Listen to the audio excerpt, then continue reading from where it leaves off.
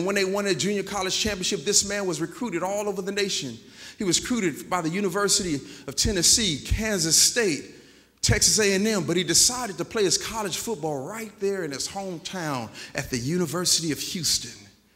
One of the biggest, strongest, fastest players on the team at the University of Houston. He's 6'3", 290 pounds, can bench press a ton of weight, and is now in the phase of moving on to the NFL. But he's here today with you. I want you guys to meet an inspired young man, Mr. Dominic Miller. Let's give Mr. Miller a big hand clap. I'm from Texas, and you know we do it big in Texas. Big burritos, big cars, big trucks, but most importantly, big dreams and big visions. Come on, help him out. Here we go. Are you ready?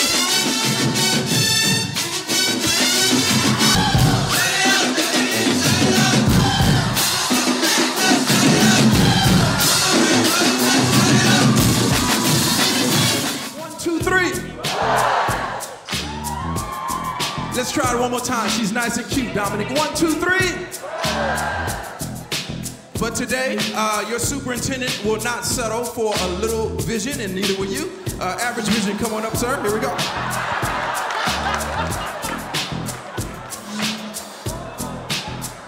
On the count of 3, I need you to say push. Ready? 1, 2, 3.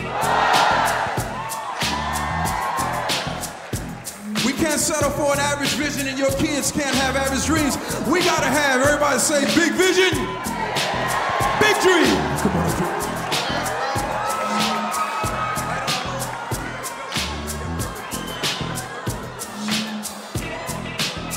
On the count of 3, ready? 1, 2, 3.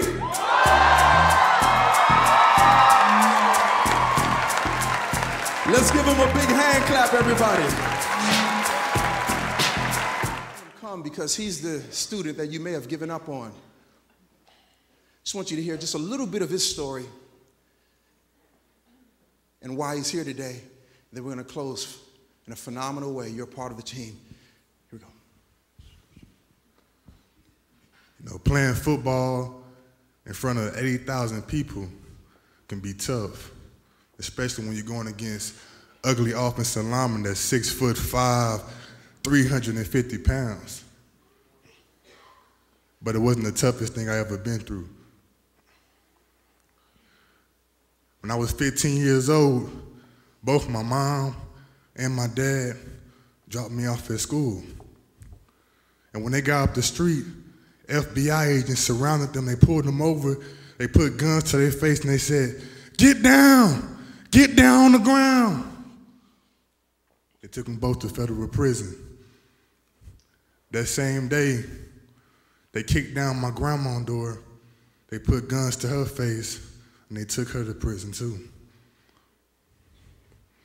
That next day, I saw my mom and my grandmother in court. And when I saw them, they had chains on. They had chains from their hands going all the way down to their feet. All I can do is cry. That next day, that same day, my dad gave me a call. And he told me he was facing 20 years. 20 years in prison. I'm 15 years old. All I can do is cry. The only word I can get to him, the only word I can say was, I didn't want to be in this world anymore. I was angry. I was upset. My life was destroyed. I came to school mad. My grades started dropping. I was in a very dark place. I was doing drugs. I was drinking. I was hanging out with the wrong crowd. I was in a very, very dark place. And Martin Luther King said best, darkness cannot drive out darkness. Only light can do that. And the light shined through my darkness. And one of the people that helped bring their light to my situation was one of my teachers. He told me these 6 words. He told me, keep your eyes on the prize. And no matter what obstacles came my way, I always remember what he said, and I began to push towards my dreams, push towards my vision, push towards everything that was in front of me, and forgetting those things that were behind me. And I started playing football at Blinn, and then I transitioned to University of Houston. But not only did I just transition to University of Houston, I was leaving with my associate's degree. And you know what else? This past May, 2014, I was the first one in my family to walk across the stage and get my bachelor's degree.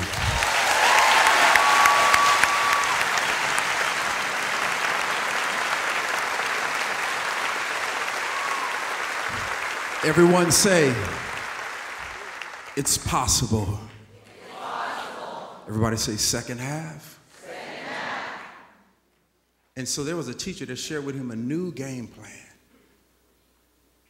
It's keep your eyes on the prize is another way of saying keep the vision. And so I just had him share that briefly with you because I want you to know you can make an impact. And he didn't tell you, we didn't have time, but the end of the story goes like this. His father didn't do the 30 years. His father got out just in time to see his son walk across the stage and graduate from the university.